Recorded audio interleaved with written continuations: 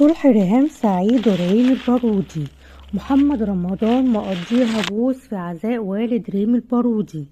تعالوا نشوف الخبر كده مع بعض، بس قبل ما نبدأ الفيديو ما تنسوش تعملوا لايك للفيديو واشتراك في القناة، واهلا بيكم في ترندات واخبار المشاهير.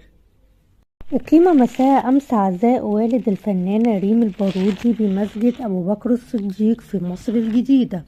واستقبلت ريم البارودي عزاء والدها بملامح حزينة وانهارت في البكاء، وكان أبرز الحضور الفنان محمد رمضان والفنانة زينة والفنانة دينا فؤاد وإيمان العاصي والإعلامية ريهام سعيد والإعلامية بوسي شلبي.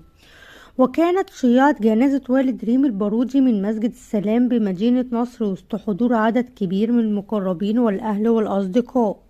وحضر الفنان محمد رمضان مراسم العزاء، وظهر في إحدى الصور وهو يقبل يد الفنانة ريم